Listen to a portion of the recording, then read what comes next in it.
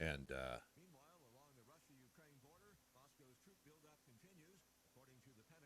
Finish the sentence, dude. what? What do you want to know? I don't know. You What do you keep wanna saying, know? and What do you want to know? You don't even know what you want to know, do you? You're just making it up as you go. I guess. You are making it up as you go. Your name is not really Hugo. Is it? Your name never was Hugo, was it? Negative. Yeah. Negative? Negative. Negative. Negative. Shut up. Brad huffing oxygen over there.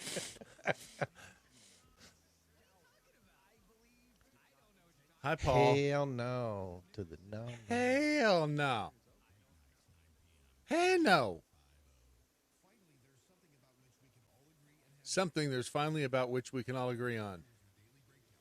Right? Am I right?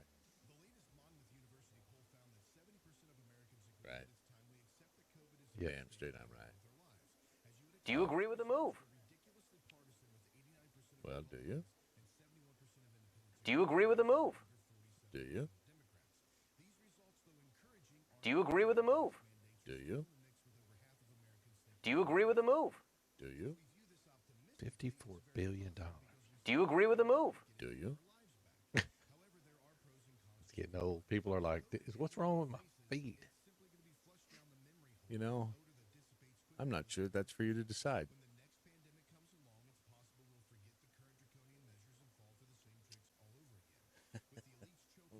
Lucky has the lowest prices. All right, Ron, put your pants back on so we can go. Damn it. I want to get mine. Gotta get mine back on too. Oh, it's hard to get this over my head. Put your pants on funny.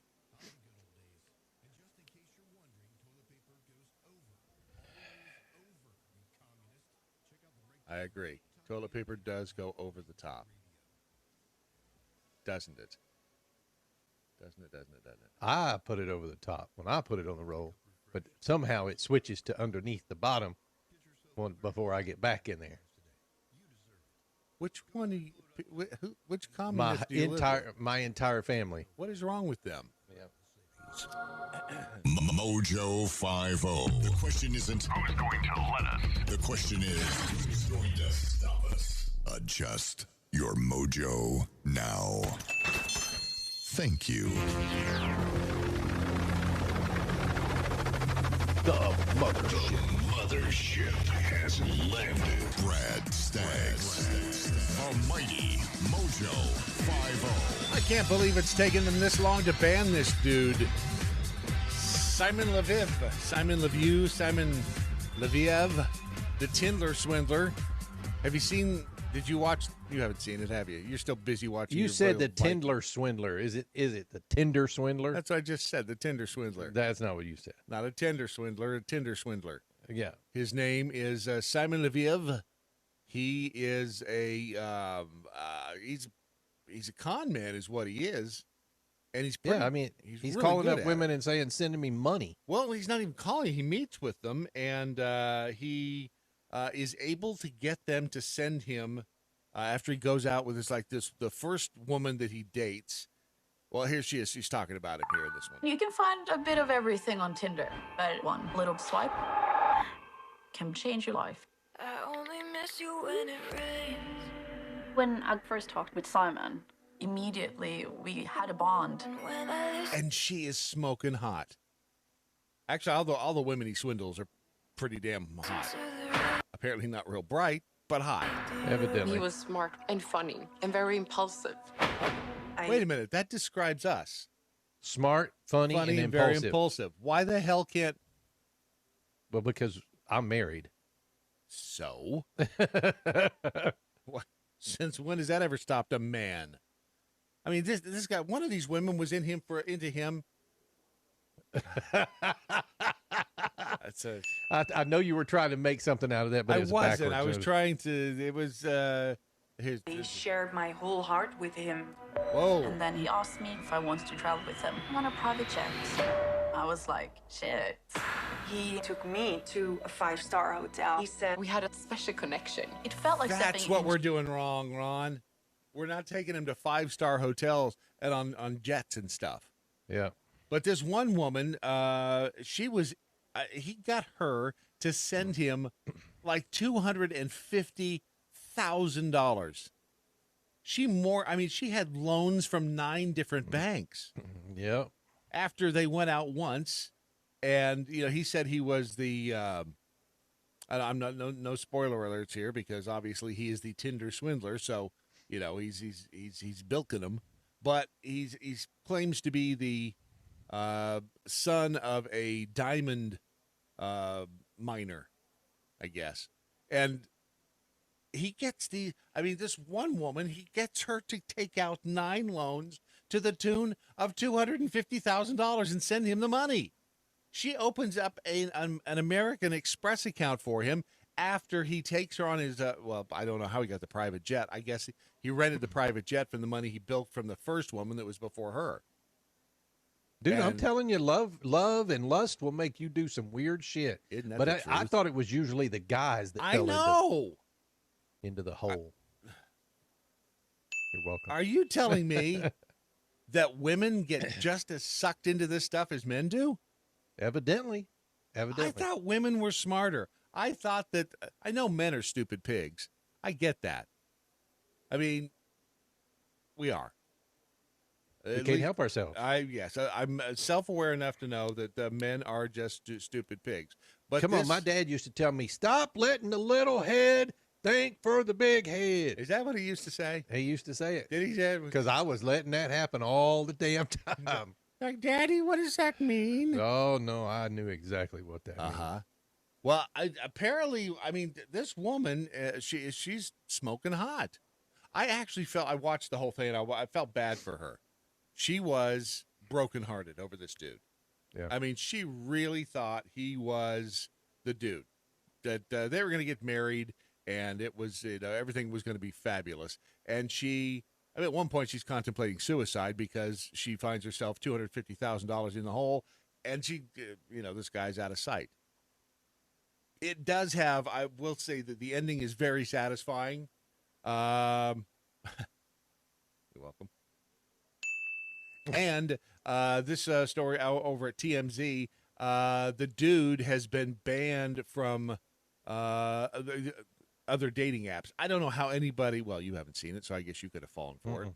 But he's been banned from all of the Match Group, the owners of OK. They own everything. Match owns OkCupid, Hinge, Plenty of Fish, Our Time, Meetic, Pairs, and Match, of course, and Ron's favorite site, Grindr. What? It's not? I don't know how you got there. You don't like Grindr? Was Tinder your favorite now? You liked Grindr before? Simon has been permanently banned from all of their properties, leaving him out of options when it comes to scamming women. Well, good. It's about damn time. He violated the terms of service of Tinder. Therefore, the other party companies also allow him to create, will also not allow him to create a profile into their apps. He has all these aliases. What a brilliant scam. Who would have thunk a dude could, I'm really, truly surprised at this, that a dude was able to do this. Yeah. Because generally speaking, it's the other way around. Well, but they don't realize it's happening. Look, the very first time that you give someone you barely know money, that's when you should realize something's going on. Yeah. I don't care how good they are, if you know what I'm saying, and I think you do. If you've known them for like 2 weeks, do not open the checkbook. That's yeah. Let's say that. Latest news from the Olympics, because it's important. You'll see what I'm saying. Olympians Lisa Buckwitz and Janine Flock have both posed for Playboy before the Beijing. Okay, and this is why I'm confused about this. I thought Playboy stopped doing naked pictures. Did they not? I thought they did too. I'm so confused. What is the world has changed, Ron. You and I have been so out of circulation with regard to anything. The world has changed. It's like they went from having naked pictures to not having naked pictures to now they've got naked pictures again. And then, according to the Playboy documentary that's out now, All right. I don't even think the Hefner family's involved in it anymore. Oh, really? Did Yeah. they sell it? I mean, I think so. Let me see. That's what Misty told me, so I'm going off of what she said. Huh. Let's see. well, the Lisa Buckwitz and Janine Flock, rather, they posed for Playboy to promote body positivity. It's hard for me to say that when I'm looking at the pictures. Yeah, the Hefner family is no longer associated with Playboy, and today's Playboy is not Hugh Hefner's Playboy. Well, Huh. okay. There you go. Yeah, they're well. I guess they went back. They went back to to dancing with the one what brung them because they got naked pictures back in there. Which makes me wonder. Won't they get in trouble with the commies? I mean, you show up in commie China to do the Olympics, and you're like, wait a minute, they're I mean, they stop you at the airport first. They do give you the big anal swab, to check to see if you have COVID, and then they find out you've been posing buck naked. I'd be afraid I'd end up in one of the labor camps over there, wouldn't you? Yeah. I mean, they don't take kindly to interlopers and to people who don't toe the company line. I feel like we need. If I had been smart, I would have had music for this, but apparently But then I'm not again, that smart. Yeah. We're going to talk nachos. We're going to talk nachos, and let me just tell you, I've got some history of nachos, and the reason we're going to do this is we're going to have a guest here in a couple of minutes, just to show you that it's not always about politics. Just to show you that we can actually do things that aren't political, that are, fun, food oriented, and actually, after a while, you get tired of talking politics. However, we do have some good politics coming up. Hold on, I'm doing a quick search for Mexican music. So we have our guest on the line, and if there's a screener, get him on. We're coming to him. Well, Ron learned that one. No, and the reason is Dan Whalen is he's an author. He also has a great website called thefoodinmybeard.com, and he has a new book out. It's called Nachos for Dinner. Dan, is that you? Yeah, I'm here. Thanks. No, thank you for being here because it's fine. I know you're doing a media tour. I've done several myself, and it's always interesting. Sometimes we'll call him. We'll get the screener. The screener, call, yeah. And hold on the line. He'll be there in a minute. All right. So Dan, you are obviously you are a fabulous. Technically, do you consider yourself a chef or a cook? More of a cook, yeah. I've learned this stuff on my own, but I've been blogging for 14 years now, so I'm very proficient. But I think being a chef is more about sort of running a restaurant and running a kitchen, which I've dabbled in, but I don't really do. It seems so, highfalutin. I mean, you say chef, and it just seems, it's like I don't know, nose too high up in the air. No, actually, we have some good friends. Yeah, I'm just the guy who makes nachos. There you go, guy who makes nachos. And the book is called Nachos for Dinner: Surprising Sheet Pan Meals the whole family will love. And you had me at nachos, quite frankly, because I love nachos. Nachos and like those pre-bought or pre-cooked bobbly pizza crust. Those are the two things I can do very, very well. First of all, what made you decide to write a book on nachos? I mean, were you just like, hey, I've never done this before, and why not? I mean, honestly, nachos were the first thing I have ever learned to make when I was a kid. I'd come home from school and throw some cheese on a plate with chips and put it in the microwave. So I've always been kind of obsessed with the idea. But what I actually do on my website is I take a lot of recipes, like two different things we love, and put them into one new thing. So I thought nachos were a perfect sort of blank canvas for me to come up with tons of different ideas to combine with nachos. And, everyone loves them. So I thought showing them in a unique, different way would be really fun. Well, and I like this because I've never really thought about the fact that you do. There are three different, I guess, layers for nachos, which I've never thought about this, but they're what you call the three pillars of nacho. The Right. yeah. So like you have the crispy chips and like the gooey cheese, and then you have the different toppings that you can put on top of them. And I think those are like the first nachos ever made. Kind of were just the chips, the cheese, and the pickled jalapenos. So I tried to follow that formula for myself for all these different recipes. And they were actually nachos were created just over the border from what town in Texas? The town of Eagle Pass, just over the border in Mexico. Piedras Negras. Yeah, and the town's called Piedras Negras, yes. And it was some sort of army wives who crossed over looking for a snack, and the restaurant was closed. And the guy's name is Ignacio Ayana, and he created the dish for them when the restaurant wasn't open, and they named him basically after himself, Ignacio. So it was like Nacho Special. That's what they called it. See, I always thought it was named after the cheese. That's nacho cheese.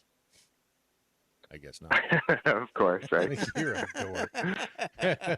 Now I'm looking at your website, and in all fairness, and I don't mean to, because I look for this in the book, but on your website you have eggs Benedict nachos. They're not in the book, right? Or are they? No, they're not. Every time my books come out, like my previous one was s'mores and then a tater tot book.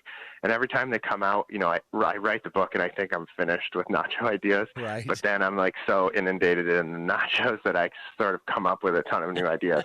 But the Eggs Benedict one is actually is very similar to some of the stuff towards the end of this book. So like at the beginning, I kind of give you all the different ingredients, how to make chips, how to make cheese, like cheese sauce, how to make all these different toppings, put them together. And then by the end, I'm like, let's just get crazy and use different things as chips, like pita chips, or even say like pieces of fried chicken as the chips. And those Egg Benedict nachos use the English muffins as the chips. All right, so we are obviously cut from the same cloth because I've done the very same thing. If I don't have like nacho chips, and lately I've been using like the gosh, what are they? They're like Ron. What are those things called? They're crackers, but they are cheese covered. They're like Ron. You know what I'm saying? Cheez-Its? Yeah, they're kind of like Cheez-Its, but they're different. And I've been using those as a nacho base because I love nachos because they are in fact a cheese delivery system. All right, and Dan Whalen is our guest right now. He's the author of Nachos for Dinner. He also has the website, thefoodinmybeard.com. So he's obviously one of us. What is your recipe, I guess, for, you said cheese sauce. And whenever I hear cheese sauce, right. Ugh, I've never, because that's the one thing. If I ever go to like the a fair or something like that, and they'll have chips and then like a cheese sauce, it's like, no, I want real cheese on it. Is there a secret to making a cheese sauce that doesn't taste nasty? I don't know. I mean, it depends. If you just don't like cheese sauce, I might not be the one to convince you. But to me, once I really like the idea of just dumping cheese sauce on top of some chips. And I'm very reminiscent of, like you said, at the fair and that big pump that the sauce is just squirting out of, or at a baseball game or something. Right. And that's actually part of nachos history. Like baseball games were big on the sort of infiltration of nachos across our country. So I really wanted to have a simple cheese sauce. And mine is really just evaporated milk with cornstarch and lots of cheese. And I tried to keep it true to that sort of stadium style. Right. But, I think it makes it a little more interesting and versatile to have different types of cheeses on all these nachos. So since I was doing a whole book on them, right. Yes. I wrote a book on home improvement once, and at some point in the process, you're like, okay, I've got to do something a little different here. There's got to be a different way to do this. So, what is your favorite recipe for nachos? Are you like the standard type? I mean, you like just the hamburger meat. What is it? What's your favorite to make? And eat? I mean, I like a lot of variety, and my favorite sort of is like putting whatever I have left over in the fridge onto chips. I like that. But if you're looking for a specific in the book, one of the first ones in here is street corn nachos. Very simple, Ooh, but it's inspired by elote. Yes. Yes. Yeah. And so it just has like charred corn, tons of charred corn. I wanted to make sure it was like every chip had like lots and lots of corn on it. Right. And the chips are made of corn, so it really goes kind of like Corn doubles corn. down on that corn flavor. Right. Yeah. And then some cheddar cheese, some cotija cheese, which is common on that, and a little cilantro, paprika, and there's like a mayo-based sauce all mixed through the corn. Shut up. And, Did you just yeah. say mayo based? Good I Lord. love mayonnaise. I don't know what it is. I think I might be pregnant. I think that's possible. Well, it's 2022 and anything's possible now.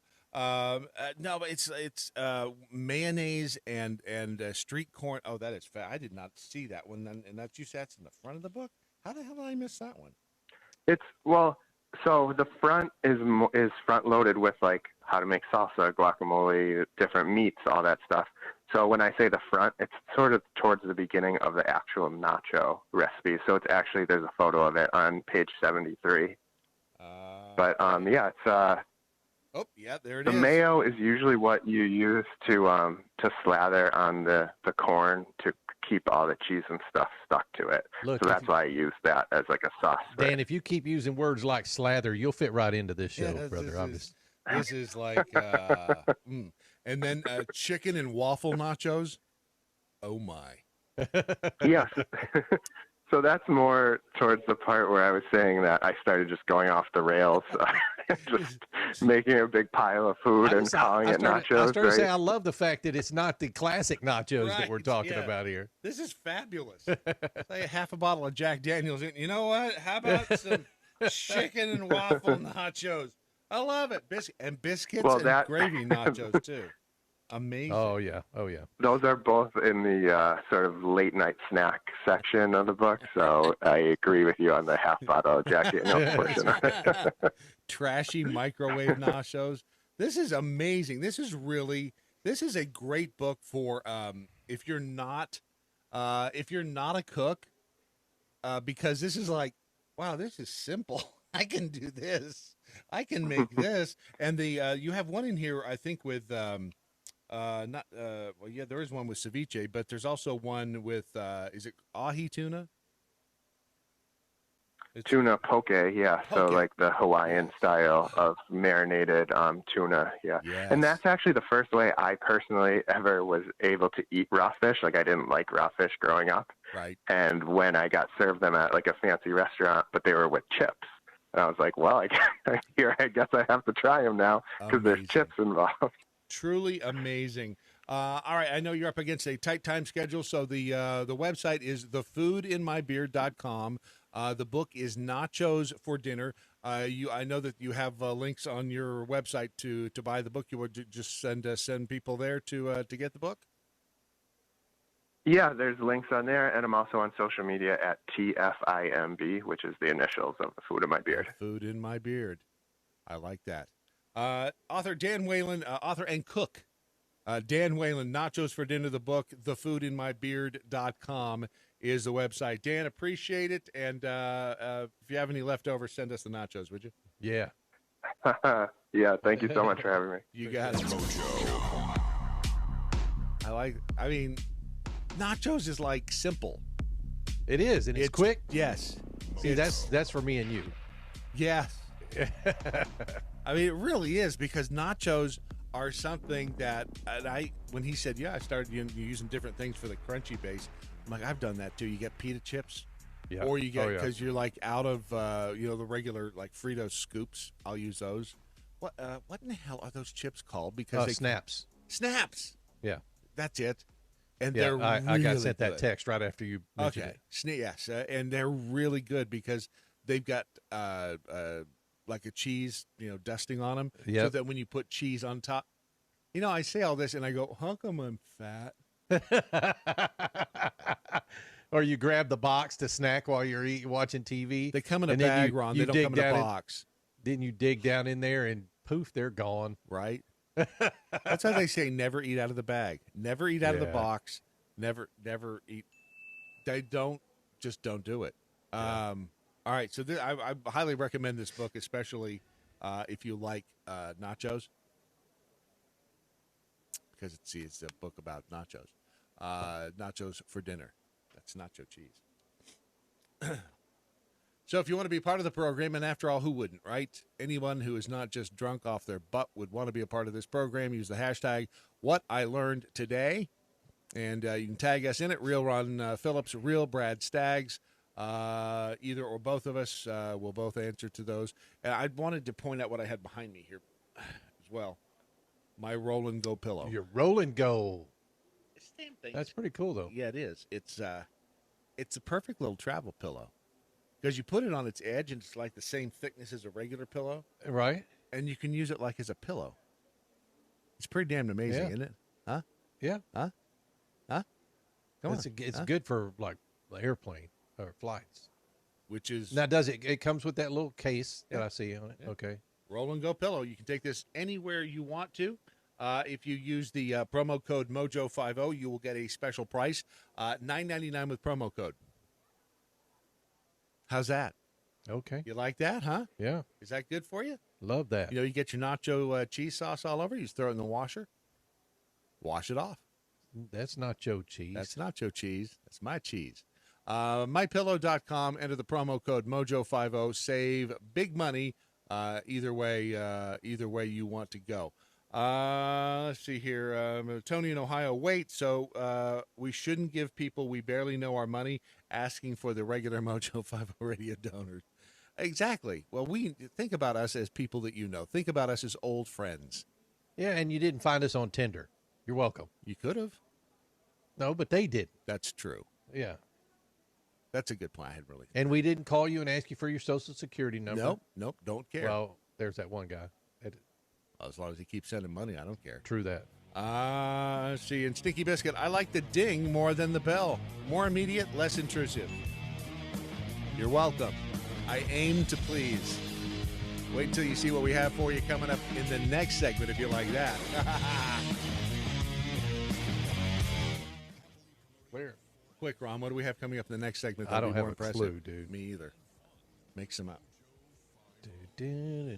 I like that Dan Whalen. Nice guy. How do you know he's nice? Sounded like a nice guy. Did he? Can you tell that from a phone call, Ron? Maybe that's why you get in so much trouble. Oh, man.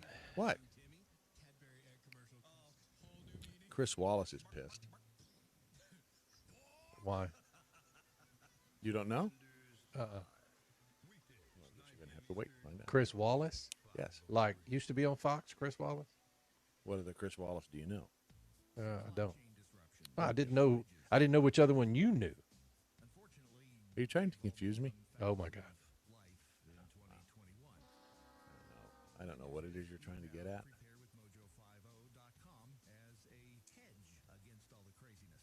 As a hedge.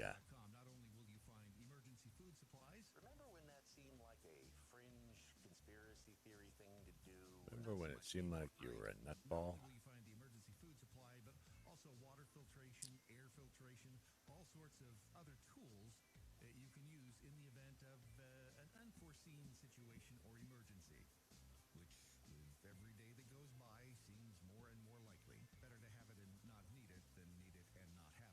Isn't that the truth? True with so many things in life.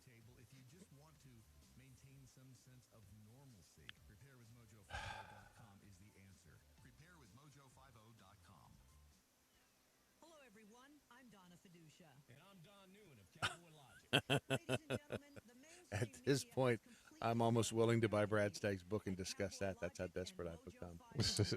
I could handle non-COVID and non-politics at this point. None of it matters anymore. Right? See? I know. That's just weird. We've got the perfect radio station name for anything we want to put up there, as long as it's got Mojo involved. Daily Mojo. Sorry, Ron, did you get lost in your own thoughts there? I did. I was talking out loud. Jamie, over in the Facebook chat room, I can handle non-COVID and non-politics at this point. None of it matters anymore. I think, I agree. That's what they're hoping, though. You got to admit, that's what they're hoping for, is for people to get tired of politics. Right. Right, but we cannot take our eye off the ball because that's what they want us to do, they being the ruling elite, and they will F us in the B every time. F us in the B. They will. I mean, that is their goal, and they're starting to change up the narrative now. We'll get into that with what's her name, Leanna Wen, the health contributor over at CNN, who's now like, hey, it's time to move on, which is code for midterms are coming. Yeah. Chris Wallace, who left Fox News to join CNN, is pissed. Why is he pissed, though? Because it was Jeff Zucker who got him to come over to CNN. Oh, so he's pissed. Yes, okay, because he's like, Zucker's on the phone to Chris Wallace. Is like, come on over. Come on over. I'll keep you right. safe. Exactly. You'll shield you, blah, blah, blah. And then so, and I guess that Chris Wallace, he does not like Jake Tapper. And there's some other dude over there that he does He not probably like. made him a bunch of promises, dude. Yes. Yeah. Sam Feist. Whoa. Is, I don't know who Sam Feist is. He's some producer over at CNN, but apparently Chris Wallace doesn't like either one of them. So he's over there. Wallace is now with no staff, no executive producer, and the guy who, hired him is gone. Now, that blows. Yeah, well, that would suck. However, apparently they're paying him somewhere in the neighborhood of $8 to $10 million. He's, and according to sources, he is now second-guessing his decision after Zucker resigned over boffin Allison. Yep. Allison's boffable. Did you see her? No, I did not. Apparently her husband doesn't think so, but I'm pretty sure her husband wouldn't think so. Yeah, at this point, it's just, so I guess she and her husband lived upstairs from Zucker and his wife. It's gotta be for awkward elevator rides now. The door opens. Oh, sorry, I'll catch the next car. Oh, hi, how are Hey. you? That's gotta be weird. But it does say it's no secret in D.C. that Chris Wallace hates Jake Tapper, despises Sam Feist, which may be a girl. Zucker spun his magic to allay Chris's concerns about the pair. Hey, come on over. I know Jake Tapper's here. He's, I know he's a dick, but you won't have to deal with him. Surprise. Chris Wallace, you know how old he is? 74. That doesn't sound right. I would have said late 60s or early 70s. Really? Though. He doesn't look that old. And his dad, of course, is Mike Wallace, or was. Mike Wallace is dead, isn't he? 60 Minutes. 60 Minutes. Yeah. And so, anyway, but 8 to 10, do I feel sorry for him? No. But it's just a little, it's a little strange. No, that was Zucker that was getting the strange. Sorry, I get those too confused. Wow. What? What? Wow. What? You are so fifth grade. Sometimes I'm embarrassed for you. Yeah, okay. This is our possible next investment opportunity. Well, you've been talking about maybe buying some property, Dave. Sure. Yeah. Got it for you. Popular property in Pahrump is up for sale. Okay. The Love Ranch, a famed brothel once owned by the late Dennis Hoff, is listed for $1.2 million. The list price includes the whole property with 15 large master suites, a 2,500 square foot corner bar, and a commercial kitchen. I hope it includes the washers and dryers, if you know what I mean. And also, see what he did there. You see, because the washers and dryers. Washers and dryers, right? Because wow. And here's why I think this is actually, and thank you, Toby, for sending this. He's like, you're looking for a small side investment? This is not, listen to everything else you get. It's $1.2 million. You get, as he said, the 10,500 square foot property, 15 master suites, furnishings, TVs. It also includes 2 mobile homes, a backhoe, and a front hoe. I'm like, bro, he's going to do it. He's going to do it. A couple of Damn it, he siders. did it. I just thought of that one too. I am so funny. Mini excavator, an advertising truck, and a limousine. The purchase price also includes multiple lots in Pahrump, including a half-acre residential lot at the airport, just over half an acre commercially zoned lot on Highway 160, and 2 4.5-acre lots and 5 1-acre lots off of Homestead Road. Granted, it is also, I mean, it's Pahrump. Parump's not awful. No. And you also get 11 lots zoned for mobile homes in Crystal, Nevada, which it is Nevada, not Nevada. No, Nevada? It's Nevada. Okay. If you call it Nevada, you ain't from there. But $1.2 million, that's a hell of a deal. Think about it. I mean, we could give up all of this, and this was, I guess, this used to be Brad, the I Bunny couldn't Ranch. give you up. I wish I'd quit you. I wish no. I don't really want to quit you. But if you don't stop hanging around that Rocky slut, we're going to.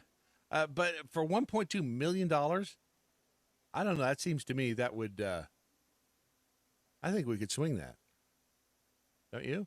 I don't know, dude. I just got an appraisal on my home recently. I'm excited. Okay. Well, we could parlay that into something. We could. A Pahrump parlayance, if you would. I mean, I just can't live in a place called Pahrump. Yeah, you can. Art Bell did it for years. And again, more Olympic news because being in Playboy wasn't enough. Hi, everybody. Some of you have read the good news that I was sent out of the isolation facility. We thought this meant I was allowed to return to the Olympic Village and will be treated maximum as a close contact. On the way to the village, we did not turn to the village, but the ambulance went to another facility. She is one of the Olympic athletes. She's whining.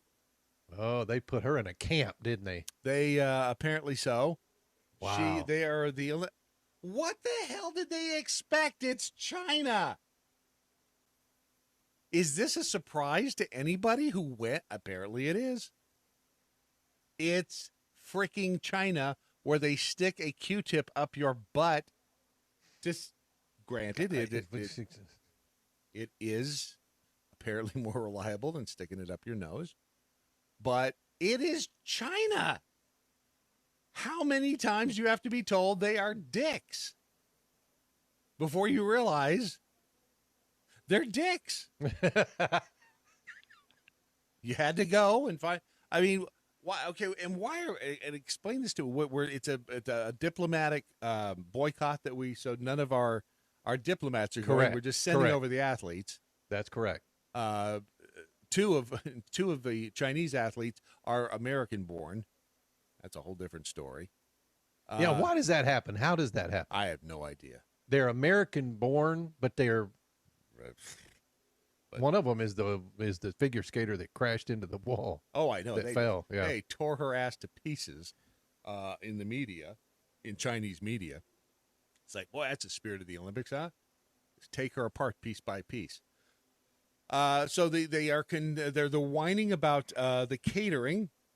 It's extremely questionable because really it's not catering at all. There are no hot meals. This according to the same whiner. What would you say? What they're not meals. They are. There's some chocolate. There's some crisps, some nuts, and chocolate. Nothing else. This shows a lack of focus on high-performance sport. Team USA came prepared, brought extra food to the Winter Games, including bags of pasta. Huh. Now, I'm looking at one of the food stations, and you can too if you're looking at our live feed on Facebook and soon to be other places. It looks like they got some melons, and there's some melons on the table as well. Hey-oh. Look, they're little finger sandwiches. And there's packages of cracker. What are they bitching about? There's food on the table. There's those little robots, too. Let's see the little robot head. Yeah. I am a panda. So apparently the athletes are surprised because the commies are not good hosts. I've been getting this for breakfast, lunch, and dinner for 5 days now. I've lost a lot of weight. My bones are sticking out. This was Valeria Vastinosova. She went to Instagram to complain about her experiences under the strict quarantine conditions. I lost a lot of weight. My bones are sticking out. Can't eat anything else. I don't know anything about my corona tests. She wrote in a now deleted Instagram post because they probably threatened her with death. I only sleep all day because I don't even have the strength to get out of bed. I only eat 3 handfuls of pasta a day because it's just impossible to eat the rest of the food. My stomach hurts. I'm very pale. I have huge black circles around my eyes. I want all this to end. I cry every day. I'm very tired. She said, claiming the same meal was served for breakfast, lunch, and dinner for 5 days. Boo frickin' who. She added that she ate all of the fat on a piece of meat because I was very hungry. Okay, can we talk about eating fat on steak, Ron? Do you like fat on steak? Oh my, yes. I do too, because it gives it great. It gives it the flavor. Yeah. Oh, I will eat the hell out of that fat. My mom goes, you shouldn't eat the fat. Fat doesn't make you fat. It's just fat. The thing I don't like about in steak is like gristle. Well, nobody likes gristle. It's like chewing on a bone. Yeah, where you can't chew it. But no, the fat gives it all its flavor. It does. Yeah. You like the fat, That's like fat on bacon, dude. That's all bacon is. That's right. A little bit of meat. That's right. So you see things in China. So next time you're complaining about lockdowns and masks and all, just think about all of those poor Olympic athletes over there who are just, they are having the hardest time just getting through the day. They're having a hard time getting through the day. I am reading. Who was it that sent me this? Jeremy, thank you. I am reading that she had to renounce her U.S. citizenship. Who did? The girl, the ice skater. Oh, did she really? Performing for China. Which is kind of odd, if you ask me. A little weird. The American-born had to give up U.S. citizenship to play for China. A little weird. Now, I'm assuming that's her family is over there. I would guess. She may have been born here, but her family was probably not. So. Go to mojo50.com. Front page, you'll see the bells, not the bells of liberty, but the bells that we are now selling. Front page, click the link. You can get it customized. Yep. You can have a Dude, bell. I'm telling you right now, I did all the bells are. What? Bring out your dead. What? Nothing. I'm not doing it, dude. That is so effing loud in my ear. What? Go ahead. All right, I'll just wait till you're done. What do you got? All the bells are done. They're done and they're being shipped today. So Good. thank you very much for everybody. I'm so impressed with the way these bells turned out. They're beautiful. The They're bell beautiful. of the ball. They're beautiful. The bell of the ball. Yeah. Well, and we are going to introduce the Daily Mojo Bell soon. Yep. Which will have an option for our signatures and our DNA. So what does that mean exactly? Well, if they're crafty enough, they could take our DNA and make clones of us. No, I'm talking about what does us giving our DNA mean to you? What does that mean? You licking it? You smudging it? What are you doing? Sure. Whatever it takes. DNA is DNA. Love is love. So rubbing it all over my body. Love is love. So, I mean, it could be a fingerprint. Mm-hmm. I don't know why you have to take it down so deep into the gutter right off the bat. I don't know, dude. Those will be available very shortly, so make sure that you keep an eye out for those. And I believe, and these bells, by the way, are made. Before I say this, they're made in the United States, right? The Bevan bells, Yeah. I think so. Yes, They're made in Kentucky. yeah. Unlike, and it is so they originally started out as spirit bells. That's what they are for like high school football games, things like that. I thought you meant like But- spirit, like seances. No, but Doc found them, right? Yeah. And quite honestly, it is one of the best made bells, and got the best sound in the world. That is annoying as hell. I thought you just said it's the best sound in the world. It Now is it's the best annoying sound, as but hell? it's loud. Make up your Do it. damn mind. Put What your are you, a arm out woman? in a freaking arm's length and do it. Like that. Jesus. They sound good. That does. Yeah, hurt. I like these bells, and these are the 10 LD size. But we're selling them in red, white, and blue. We're not back to selling. Look, we've already made that point. They're made in the USA. That's all I wanted to say. made in Don't the go back USA. into sell. Don't oversell. All right, it. you're welcome. Don't oversell the damn thing. Buy a freaking bell. I'm an amateur, Brad. You have to coach me a little bit. I'll be gentle. If you just relax, it won't hurt.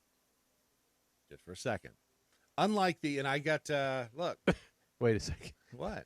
You gotta read Beaver's thing before you go into that. Her Twitter. Oh boy. Do I?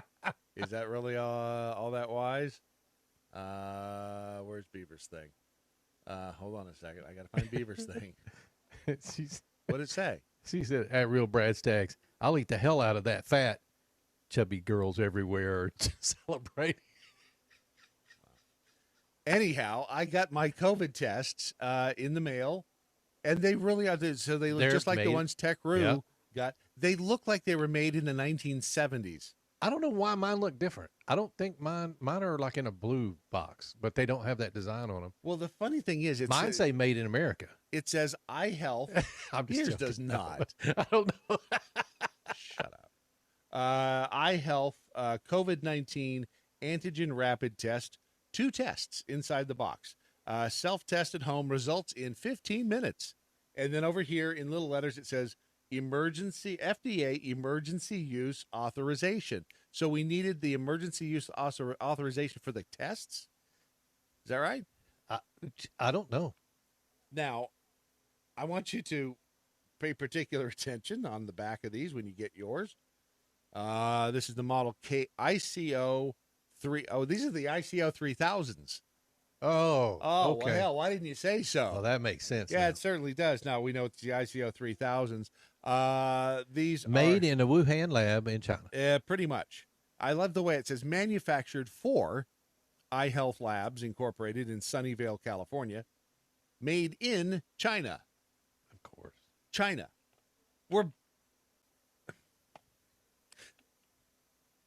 Didn't they give us the damn virus to begin with? Yes. Yeah. Now we're trusting them. This is the idiocy of everything that is government. I love it. It's a free COVID test. Bullshit. We paid for it.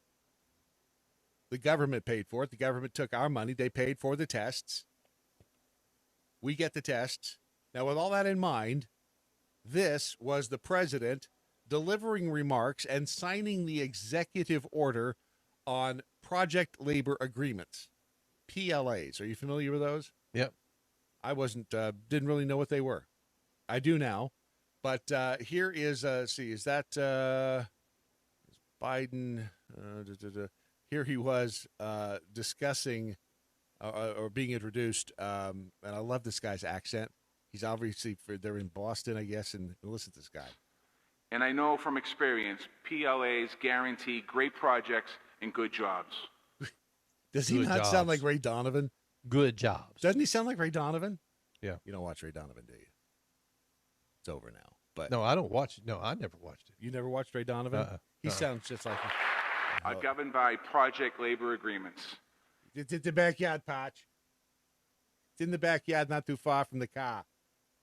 Oh, it's Ray Donovan. And I know from experience, PLAs guarantee great projects and good jobs.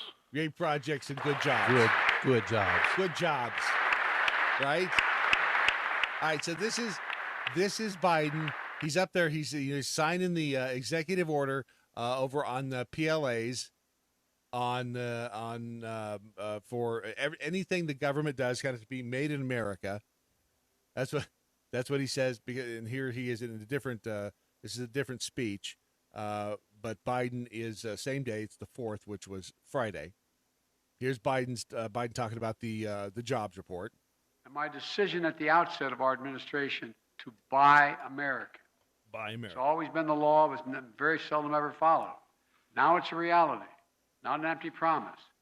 I made clear that when the federal government spends taxpayer dollars, we buy American products. Wait a second. Hold on. There, it's better.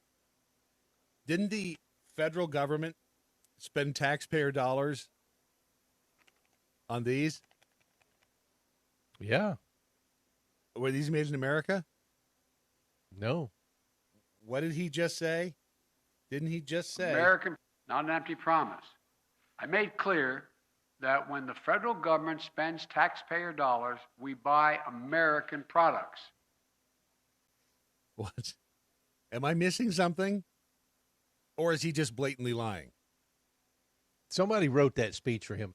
Not only that, I'm going to guess they didn't think anybody would pick up on that. But who's not going to pick up the on this very now? first thing you would look for when you get your freaking COVID test in the mail is where is this made? Right. It's the same. It's like the masks. As far as we know, Potch. As far as we know, and I'm not saying that this is the case, Facebook. Right. As far as we know, they're sticking COVID in your damn nose when you test. Yes. I mean, it's possible. They could have, all of these damn things could be infected with COVID. Remember, we're dealing with the communists. We're dealing with a bunch of commie red bastards. Who would just as soon see this country go away. Right. Is this not the best way to do it? You put a bunch of, cyanide and COVID stuff on these sticks here, and you get them, you know what?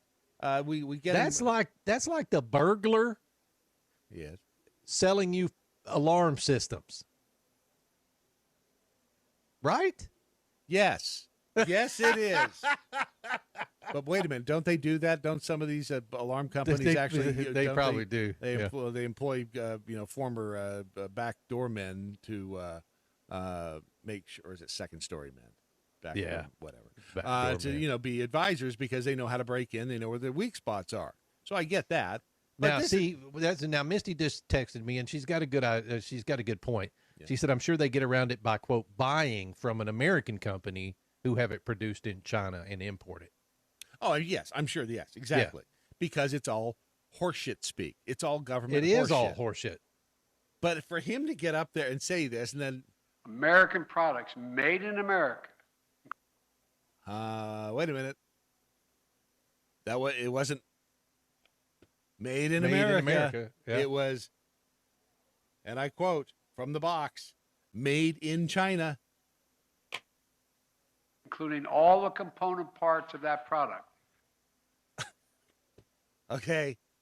All the component parts of this product were not made in America. They were made in China, and we spent American dollars. So I'm sure there's a way that they get around the fact that they're lying because he's lying. Yeah. It's just all there is to it. Now, the other part of this, the PLA thing, the project labor agreements. Remember, he signed the big executive order back in July on increasing competition. Remember that we don't want monopolies. We want competition increased. Competition is good for our economy. Did he tell AT&T that? I'm just asking. Asking for a friend. But you remember that. I mean, when we were like, wait, hold on. I didn't even remember him signing this thing. But it was the executive order for competition and blah, blah, blah. Republican, and this is from National Law Review. This is an article on President Biden signs executive order requiring project labor agreements for large-scale federal construction projects worth $35 million or more. And it get about halfway down in the story. Democrat politicians and unions often hail PLAs as alleviating the interconnected issues that often plague large, complicated construction projects where a work stoppage or dispute by one trade group may significantly impact the entire project. Meanwhile, Republican administrations and construction industry groups usually call for the rescission of PLA usage, citing increased costs and reduced competition amongst contractors. So, wait a second.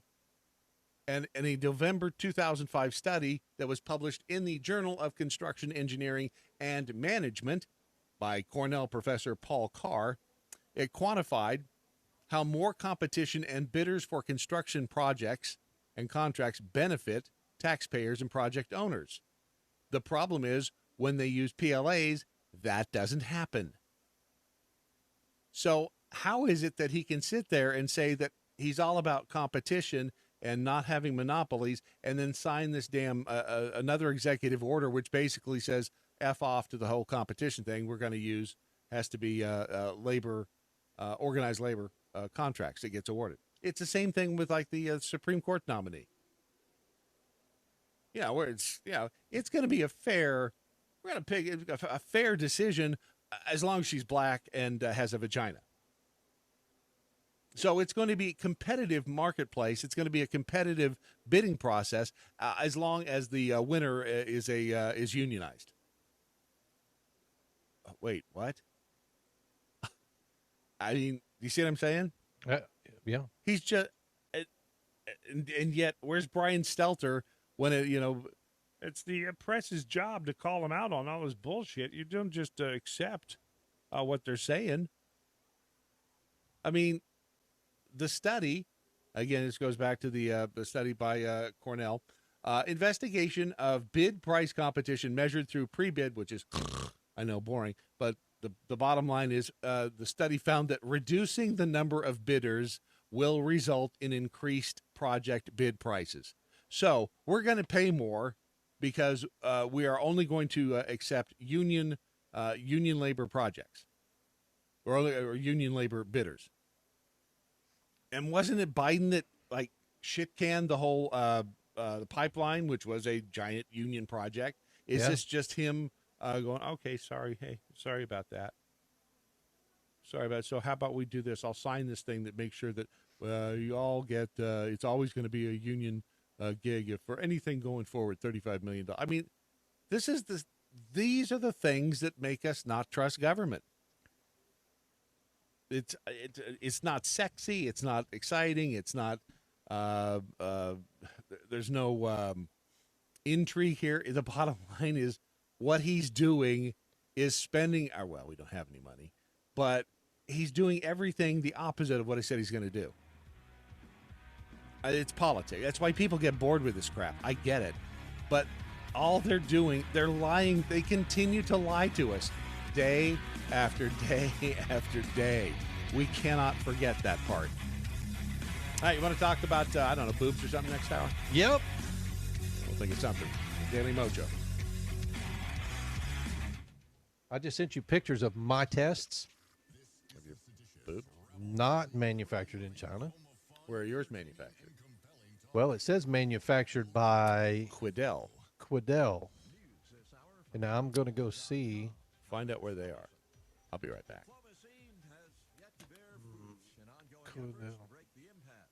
High-level talks were held in Washington and Moscow Monday with tensions between Russia and Ukraine the focus of attention. At the White House, while meeting with German Chancellor Olaf Scholz, President Biden again warned Russia's Vladimir Putin. It would be a gigantic mistake for him to move on Ukraine. The impact on Europe and the rest of the world would be devastating. In Moscow, Putin met with French President Emmanuel Macron. Putin again denied any intention by Russia of invading Ukraine. Biden said if the Russians invade Ukraine, the Nord Stream 2 Russia to Germany gas pipeline will be blocked. Mike Gracia, Washington. No lockdowns. There you go. The rallying cry Huh? of truckers. I said, there you go. Where was it? Capital, Ottawa. Right there. Boom. Much to the dismay of Prime Minister Justin Should I be seeing something? Quidel Corporation is a major American manufacturer of diagnostic healthcare products that are sold worldwide. Well, When how we come- got our 4 in the mail, Yeah. that's the ones we got. Even though the White House described Dr. Eric Lander's behavior as inappropriate, So how did they choose who got what? It's a good question. I asked Misty if we had to give a vaccine status. When we ordered them, she said, nope, just name and address. So, because I was about to say, I wonder if they're giving the unvaccinated a different thing than the vaccinated, but I guess not. Hyundai and Kia telling owners of almost 485,000 vehicles in the U.S. park them outside. Those vehicles can catch fire. Wall Street Dow Whoa, futures up 9 that's points. not good. Nasdaq futures down 47 points. More on these stories at townhall.com. It's original. It's bold. It's patriotic. It's American.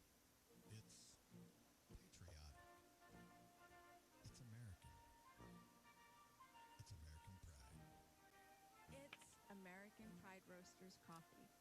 Historically, great coffee.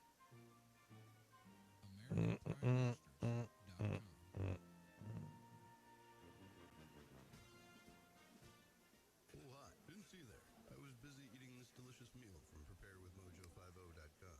You look hungry. Do you want some? Of course. Can't have any of mine. You can go to preparewithmojo50.com. That's preparewithmojo50.com. You can't have mine. Hi, folks. I'm Watson Prunier, the host of Battle for Freedom. The show airs Monday through Friday at 7 a.m. Eastern Standard Time. Check me out on Battle for Freedom, where I'm triggering change, one heartbeat at a time. I'm Peter Serafine, and this is your Liberty Minute for Tuesday, day 695 of 50. Oh, Did he almost just say, said did he say Tuesday? Tuesday. Tuesday. It's Tuesday. Is it Tuesday already? Marketing are somehow complicit in guns smuggled into Mexico and arming the cartels. It's The surprise Tuesday. of the story is that 14 attorneys general are backing the lawsuit. What does it say? 14 Democrat attorneys general. It just goes to highest Manufacturers are donor. not Work responsible product for does the not matter misuse anymore. of their Yeah, product. that's true. Boeing was not responsible for September 11th. Toyota is not to blame if someone drives a Prius into a Starbucks. Fertilizer doesn't just spontaneously become a bomb. People commit crimes. Inanimate objects and their manufacturers are not the cause. People and the society we have created bear all of the blame. At the latest political news at liberty-lighthouse.com. Until tomorrow, see this Pacum Parabellum. If we weren't so bad, To puppy rape. I like to cuss. Do I want to keep my penis? Cat wants some black titties. We wouldn't be so good. Mojo 50.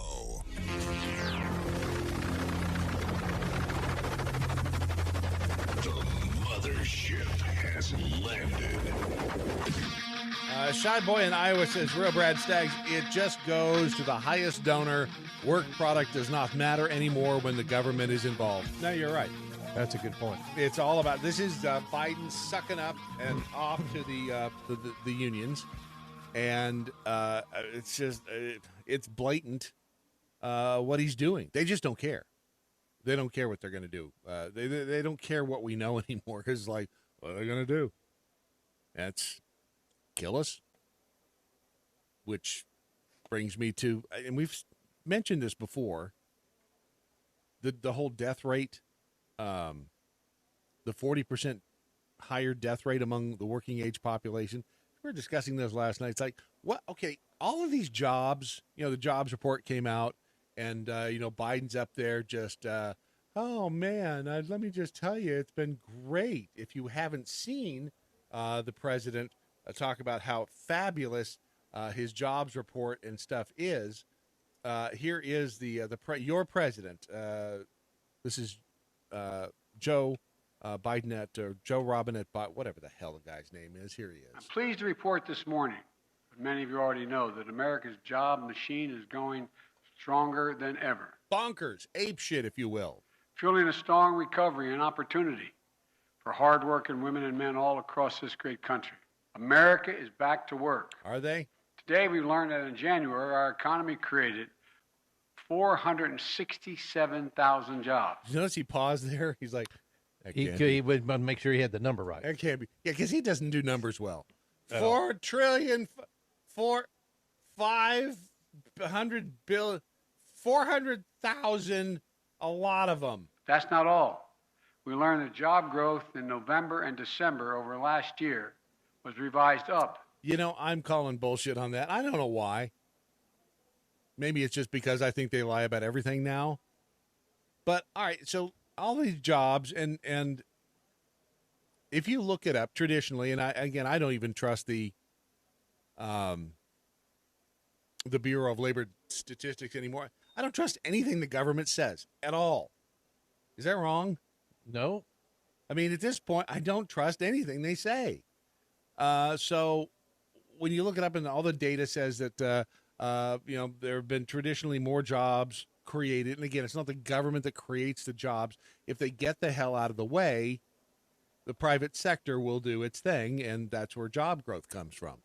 But traditionally, if you look up all the economic data, job growth or job creation has been higher under Democrat presidents for some. I don't know what the inner workings of it are. I don't pretend to understand it. They make a big deal out of showing Biden's big bar is like, whoa, it's way up here, and Trump's is like in the negative, mostly because we shut down the freaking world, which in retrospect kind of was a stupid idea. And then up under Obama, it's up, and then W, it's, up, but not very much. Under Clinton, it's way up. HW, it's not really up, and under Reagan, it's up. So anyway, I don't pretend to understand the principles behind why that happens, but let's just, for argument's sake, say, all right, it does. So all these jobs have been created. And again, the bar, when you look at Biden's bar, it's way the hell up there. Why is it that when you go in, nobody has, people that own businesses, they can't find people to work? Where are all these jobs being created? Where did all the people go? Does it not seem like there's a missing factor in all this? I mean, does it not? I can't quite put my finger on it. And maybe you don't want me to put my finger on it. Just say so. But do you know? Do you understand what I'm saying, Ron? Then there feels like there's something missing, because people who own businesses are having trouble finding people to work. We went into QT the other day, and I was like, yeah, we're short staffed, so the little restaurant thing back here, the kitchen's not open. And really, yeah, went to the mall. Just look around when you go to the mall. It's crazy, because didn't all the fast food joints fight for like $15 an hour? Mm-hmm. And a lot of them pay it. Oh, but now they can't keep people. Right. Where are the people? So that takes me back to the whole the death rate thing. Death rate's up 40% among the working age population. And then, of course, the fact checkers came out. It's bullshit. Didn't really happen. Even though it was the actuarial dude from the insurance company who said it. And I don't know if it's true or not, but let's just, for the sake of argument, say it's true too. So 40% of the death rates are up 40% among working age population, not necessarily from COVID. So if it is from, and it would be logical to say, all right, maybe it's from, things like cancer and other diseases, because we scared the crap out of everybody, kept them away from hospitals throughout 2020. Yeah, 2020. It's still hard for me to process that we're in 2022. I know. It feels like it. Right. We've lost a year somewhere in there, which we kind of did. So maybe what they had planned all along is happening. They're just not going to admit it. And there's a great story over at Zero Hedge. And the title, the headline is Is population control the next conspiracy theory to become a reality? Uttering the phrase eugenics program or depopulation agenda is a surefire way to get yourself cast as an alt-right conspiracy theorist who listens to misinformation from Joe Rogan en route to driving your 18-wheeler as part of a convoy that's clearly protesting to promote white supremacy. Yet, as is typically the case, the characterization of those premises into an idea constructed in the form of a straw man that can be easily defeated is done to control the narrative enveloping those subjects so that they aren't examined in good faith.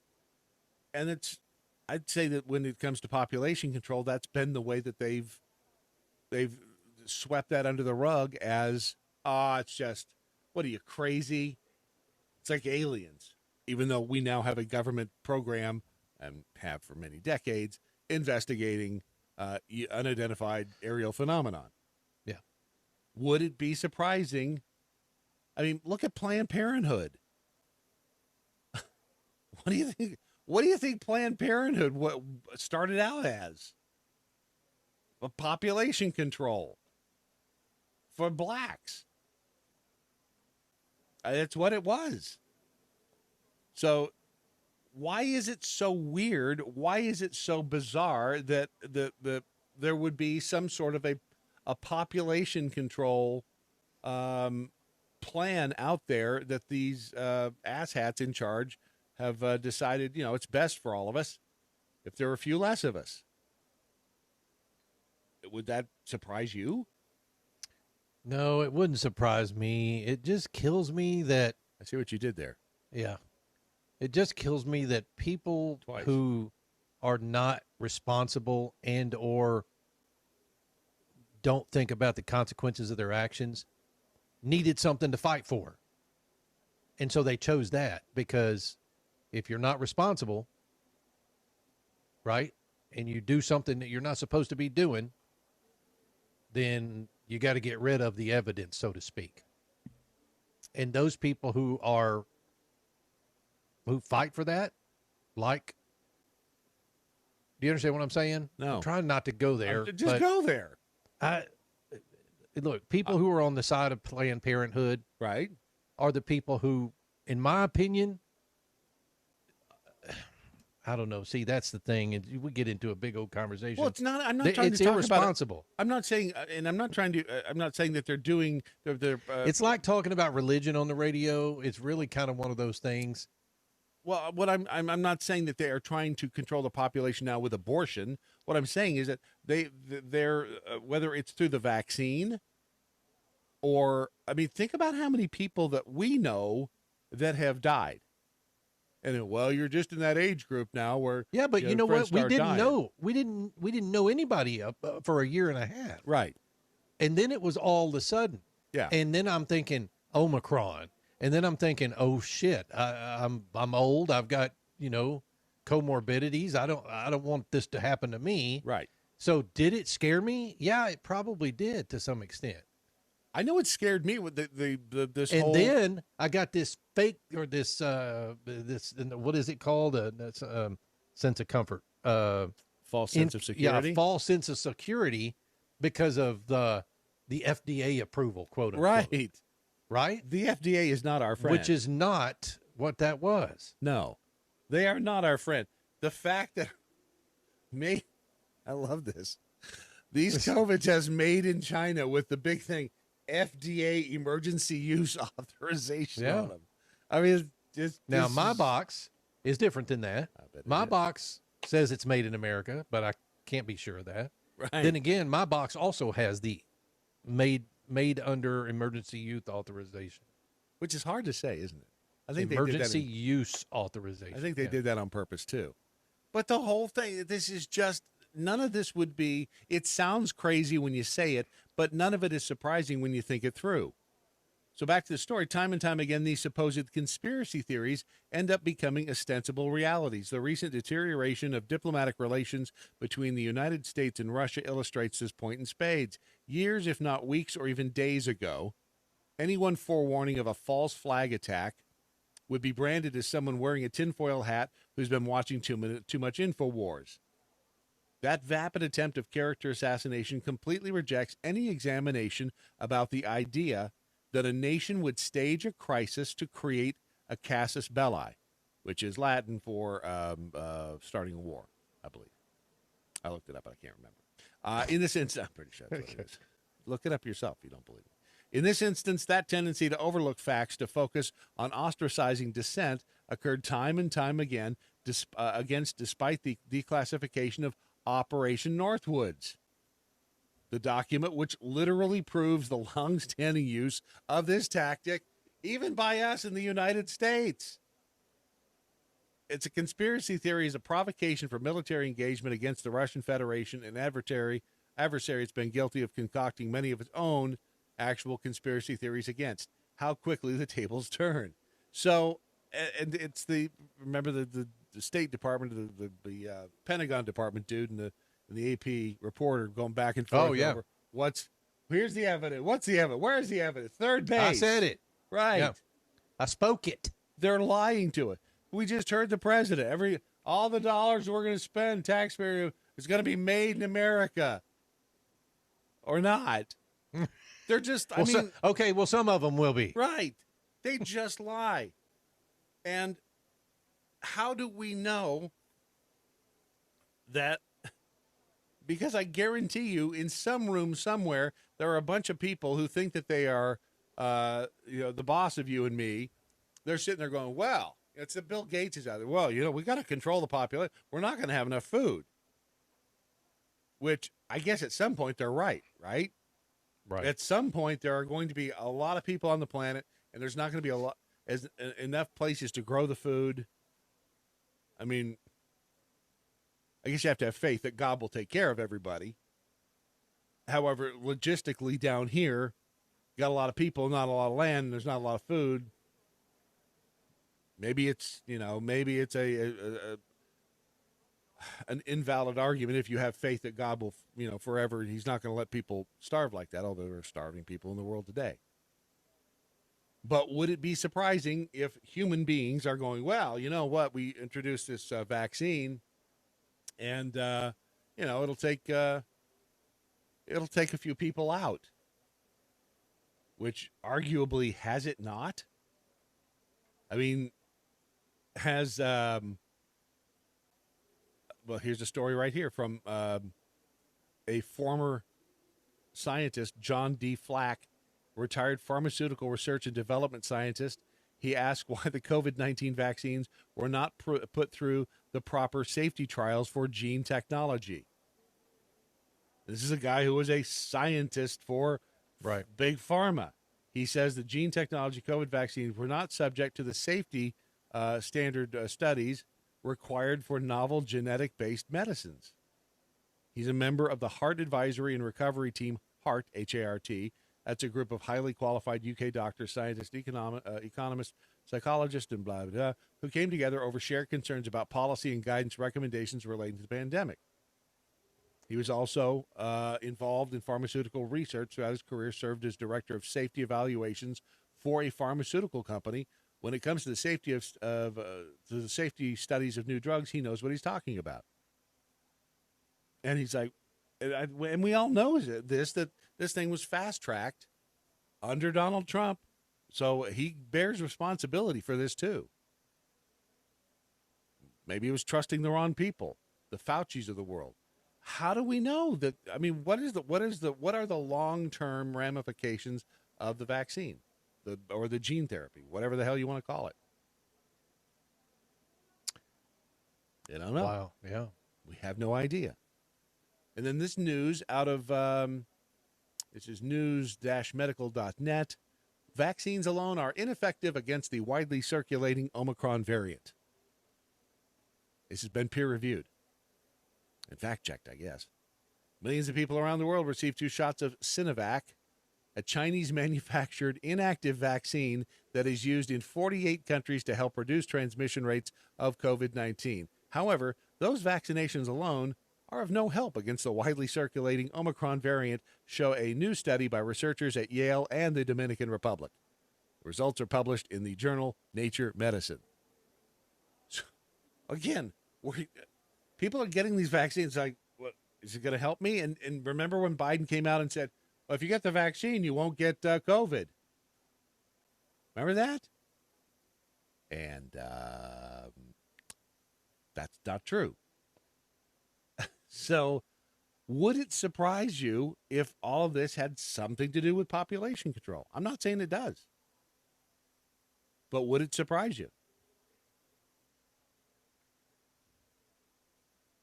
No, not at all. I mean, it's weird. You've been thinking about that for a long time, right? Everybody has. Yeah.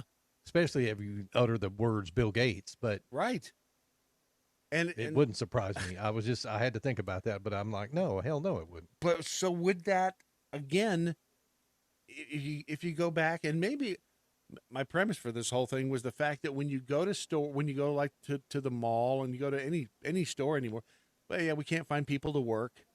We can't. Where are the people? You can't say they're sitting at home collecting unemployment now, because that is ended, right? Right. Where are they all? I mean, where'd they go? I can tell you where at least one of them is. Staying in her bedroom downstairs all day, every day, in the dark. Do you not get Misty to get out every now and then? That ain't Misty I'm talking about. God bless her. But okay, so she's still technically under your roof and under your care. No, I'm talking about the older one that's still under my roof, but not under my care. Okay, but she wouldn't be. She's not technically in working age. She's retirement age. No, another one. 29 years old. Okay. Can't figure out that it's just not okay. Maybe there are a lot of people like that. There are. I guarantee it. Are there millions? I don't know, dude.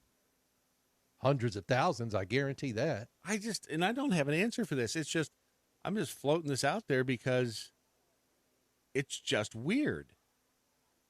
And there are so many tentacles. If you go down this whole population control rabbit hole, there are so many tentacles, like the Club of Rome. I mean, there's all kinds of stuff that's just really bizarre. And you can go out there and get lost in it yourself. It's just, I mean, there's strange stuff going on out there, and I don't get it. I mean, and see, Ron, you're lucky with Romika Designs because you have a built-in workforce. Yeah, me. Okay. And Misty and Kate, and that's about it. And there you go. There's your built-in workforce. So, small business, the backbone of this country, Romika Designs, you would be considered a vertebrae in the backbone of the network of this country, would you not? I mean, I would consider you. Well, that. Okay. All right. I think so. And I mean, when you start offering products as cool and innovative as laser etched herb grinders. I might have sent you, Brad, a picture of a new herb grinder we have. Is it up on the website yet? It is not up on the website. When's it going to be there? Because this afternoon. Yeah. Okay. Yeah. So if you got basil to grind, this is your grinder. Or mushrooms. I mean, you could grind mushrooms in there. That's true. Yeah. You could. Dried. Yes, dried mushrooms. Do you ever? I mean, just go and say it. What? Or your weed.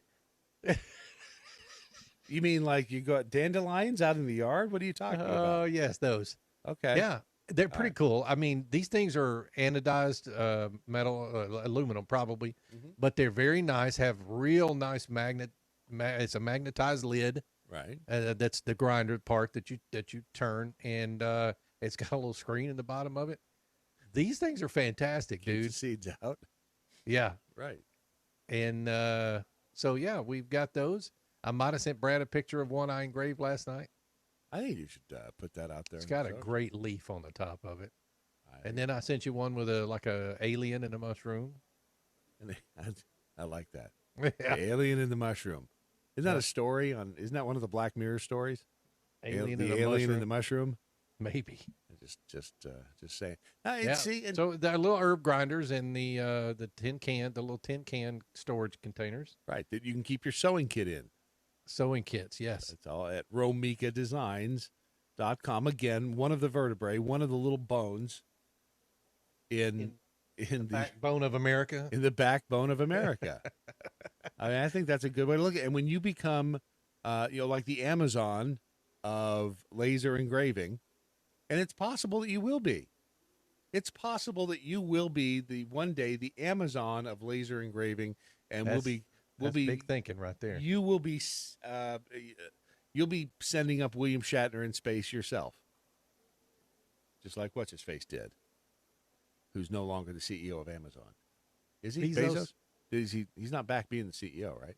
I don't know. He resigned, right? I mean, he's not the CEO. Just saying. I mean, and you may be able to at Romika Designs double the maximum base salary of your employees, as Amazon just did. The maximum base salary you can now earn at Amazon. Andy Jassy. Right. Yeah.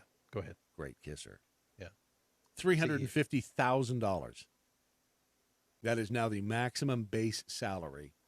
Over the previous, it was $160,000. That was the cap. Yeah. That was as much as you could make for most employees. Was $160,000 at Amazon. Now you have the ability. I mean, if you can suck enough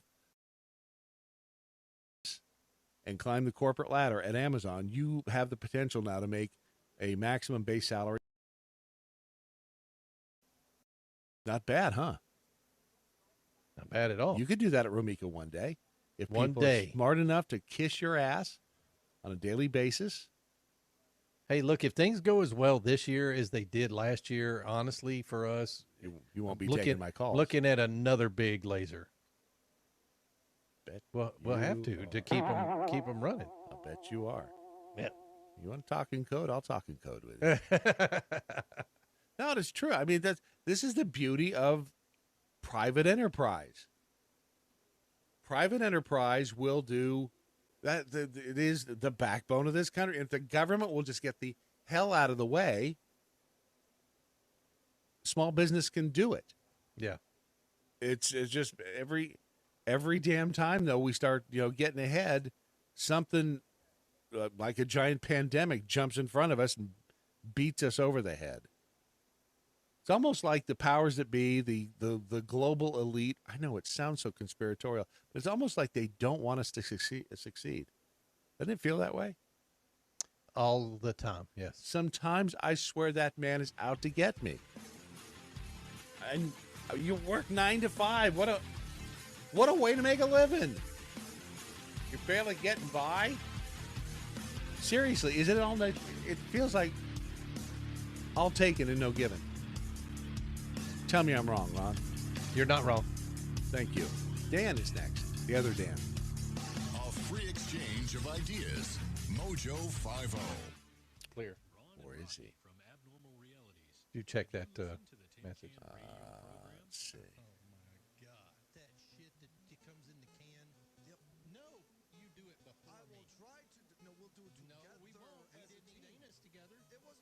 Anus. Well, I'm not making that deal with you now. We're both at the same time. Done. Boom. Done. See, Ron's in. Tin Can Radio. Sundays at 3 p.m. Eastern on Mojo 50 or anytime on the Spreaker podcast app. If you are trying to quit drinking or doing too many drugs, listen. What am I? Don't know me and we'll never meet. I had a problem like you once. I drank and used to party a little too much till it got out of control and almost sure what I'm supposed to be looking at here. Oh, you'll know it if you see it. Help to fix my problem before it totally destroyed me. If you've tried to fix your drinking and drug problem and you know you can't do it alone, you need to call the National Treatment Advisors. They'll immerse you into a 30-day program. Look at your mentions. Your old habits with new habits and totally change your life. And if you have PPO private health insurance, the entire program may be covered. Fix your problem right now before it gets any worse. Get clean. Call now and learn more. 877-247-1581. Whoa. 877-247-1581. And yes. No. Read the replies. No. No. Nope. No. No. No. Oh, go, Brad. No. I don't have Dan yet. I bet you don't. Why in the hell? Okay. Why? I'm looking at something else. I'm over here. The Daily Mojo. Pure Blood Whiskey on the Twitters. I love how real Ron Phillips is trying to turn his small business into a big business. Proud of you, brother. Proud of you. Thank you. Actually, I'm just trying to turn it into a revenue generator so I can make an income. So you can, so you can get the hell away from me. I know. So we can live. Right. It's that whole food thing. Well, you know, if you had just become an Olympic athlete and gone to Beijing, they'd be feeding you right now, and you wouldn't have to worry about it. See, Pickled Squirrel, Real Brad Staggs, Real Ron Phillips. If you stay at home long enough, you forget how to interact with people. Then it causes anxiety to think about interacting with people, but everything is better with a bag of weed. Yes. Thank you. Complete description right there. Because, quite frankly, I walk through the mall now, I'm like, I hate people. It's like, and it's not. The world has changed. Have you noticed that? I mean, yes. It's and even the malls have changed. There's like different stores now, and all these stores are downsizing. Like the VF outlet that I used to love, which it was the Vanity Fair outlet. Well, it sounds like women's underpants. Well, who wouldn't love women's underpants? And it wasn't just women's underpants. It was like they sold Lee and Wrangler brand, but they also sold. They were the manufacturer for the house brands of like Kohl's and all those other stores. So if they had like the B stock that the other stores wouldn't buy or whatever, they would take the label off and sell it at the VF outlet. And you get like these jeans for $7. And they were fine, except maybe the one side seam went, a quarter of an inch. A little bit, yeah. Whatever. And so, but they stopped doing the B stock, and they were only selling Lee and Wrangler. Then they moved out, and this is in Grapevine Mills. They moved out of their big, and we thought they were gone, like out of business, because the whole area was closed. But they had moved into a smaller space because I'm guessing the big stores like Kohl's and that aren't buying the B or aren't ordering as much product because they don't have. Yeah, Ross and Kohl's and stuff like that. Right. So they're all down. All these other stores are downsizing, and all this stuff that you could save a bunch of money on is gone now, and they've hosed us. And it's all because of this stupid COVID thing, which goes back to Anthony Fauci, Dr. Mengele, and, his attempt to kill us all. Is that too harsh? No. All right. The indoor mask mandate, speaking of COVID, is ending next week in California, but only for vaccinated people. Which there was a store at the mall last night, walking past, it's like, if you're vaccinated, you don't have to wear a mask in the store, but if you're not, you have to wear a mask in the store. I'm like, I felt, and I know it's a private business thing, do whatever the hell they want. I felt like stepping inside and going, hey, mask this. But I know it's just them trying to cover their legal butts, right? I mean, that's what they have to do. You have to, because otherwise somebody will sue them. Because lawyers. On February 15th, California's statewide indoor mask requirement will expire. Unvaccinated people must still wear masks in indoor public settings. Why? And what do you do? Wear a badge now that says I'm unvaccinated? What is it? Well, if you're dumb enough to follow this rule, yes. That is. I know. What in the hell? How does this make any sense? If you're not vaccinated, you still have to wear masks in indoor public settings. Why? Didn't we learn that the masks don't do anything? And didn't we also learn that you can just as easily get or give the smeg if you're vaccinated? How does anybody trust anything any of these jackasses say? At all. Period. I don't get it. And then you got the king of all morons I'm sure he's a really nice guy, and he's probably a lot of fun at parties.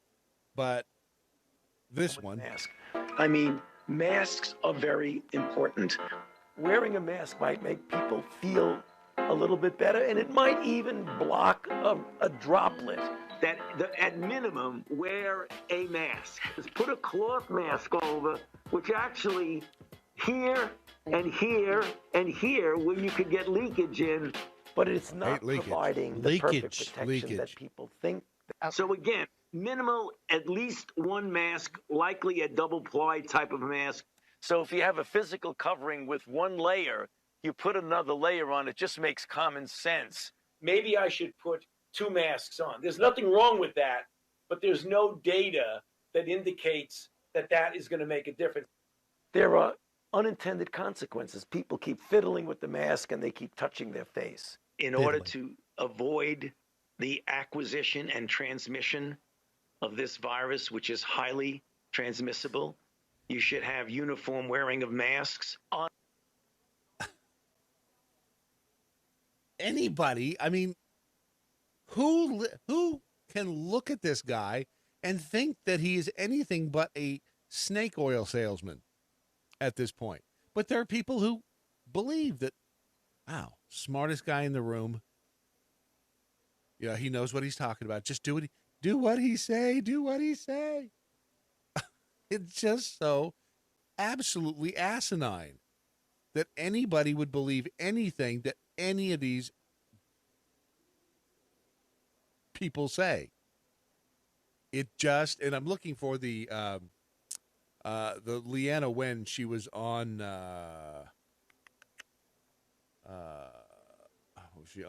CNN talking about the expiration of the mask mandates. Yeah, that was weird. Have that. Let's see here. Hang on a second. I will find it. It just disappeared. I guess I won't find it. Is that it? Hold on a second. Hold on. You know what? Just tell a joke, Ron. There you go. Tell a joke. Tell a joke for a second. There you go. Just say something funny. Brad Staggs. Oh, our caller's on the line now. Is he? Okay. I'm kind of busy right now. Okay. Hold on a second. I'm going to find this now. Damn it, where did it go? Hey, Dan. Hello. Hold Sorry on. I'm late. That's all right. I'm looking for a piece Dan, of I have to ask the question. Is your mouth numb?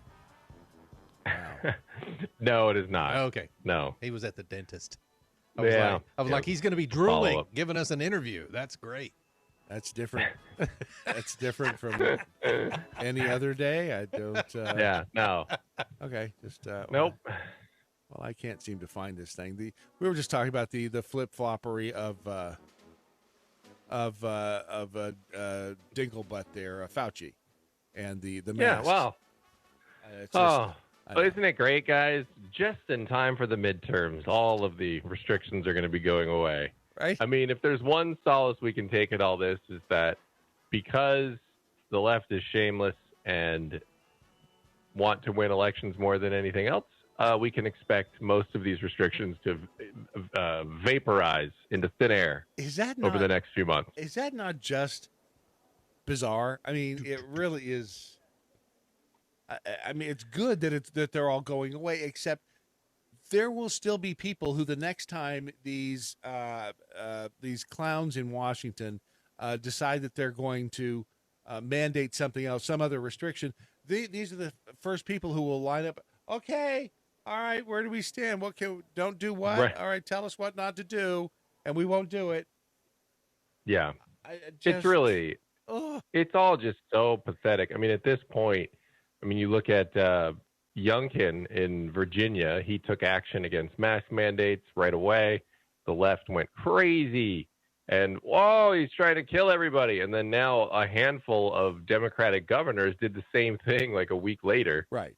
A week or two later. And Jen Psaki's asked about it and doesn't have a good answer because there is no good answer. It's shameless politics. And I think we all have known that most of the COVID stuff is just boiled down to virtue signaling in politics at this point. It's not science-y. And one of my pet peeves here, guys, on the science thing is essentially what happened during the pandemic is, especially with Biden, they sort of made science their god. Like all of a sudden, Big Pharma now, you had to do whatever Big Pharma said. Like I thought, weren't you guys the ones that didn't like Big Pharma a few minutes ago? But now it's, they did this and we have to follow everything they say. Right. But it's just, man, I lost my train of thought, probably the dentist, but it's just all shameless. It's just all so shame. Oh, I know what I was going to say, but they made science their god. Yes. And now they're happily saying, well, the science is changing. It's changing. And that's, well, look, you can't have it both ways. Sure they can. Either they've had it both ways. Right. Now for what? How many years? They have. Yes. But you can't, logically speaking, let's be consistency speaking and say, you can't say the science is always changing and then berate everyone, tell them just follow the science. What's wrong with you? Why do you hate everyone? And then try to force everyone to do things. If we know the science is ever changing and it's going to change in a few minutes, you can't hector and lecture me about these things when you don't know what it's going to be next week. I mean, the best you can say is, well, this is what the science is telling us right now. This is what we think is the best bet. Do what you want. I mean, that's what they should have done. Yes, do what you want. Or the science doesn't change.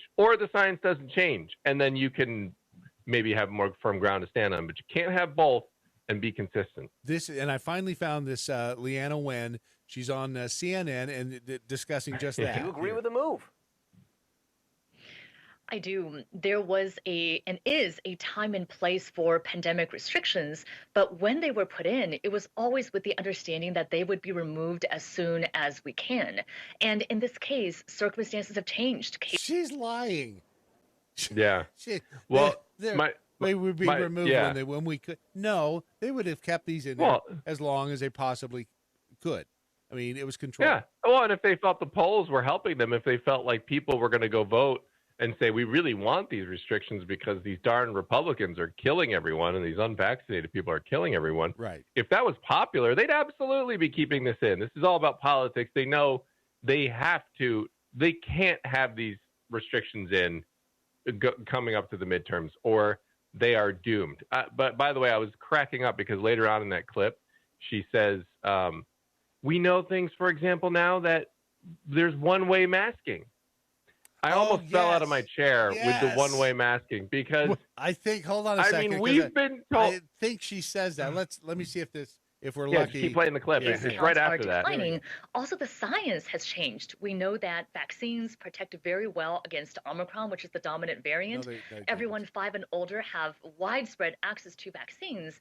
And we also know about one-way masking, the idea that even if other people around you are not wearing masks, if you wear a high-quality mask, that also protects you, the wearer, too. So wait a minute.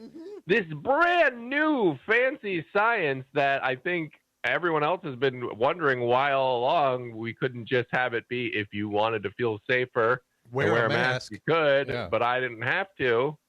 That was, I mean, have they not seen all of the people at Walmart, all the Karens yelling? Right. I started about to say someone not wearing a mask. Right. And then now she comes out and says the one-way masking. It's like all you have to do is come up with a magic phrase for this stuff. Correct, and it's like suddenly accepted. It's brand new. One-way masking is a very legitimate thing. I'm totally not just pulling this out of my rear end right now to try to save face. I've called it one-way masking. And then in California, why? Okay, if you are if they're removing the mask mandates for the vaccinated, but the unvaccinated have to wear a mask. One-way masking. Why? One-way masking. But why? Why? No. If the vaccine protects you and one-way masking protects you, right? And it's a pandemic of the unvaccinated, right? Why do you care?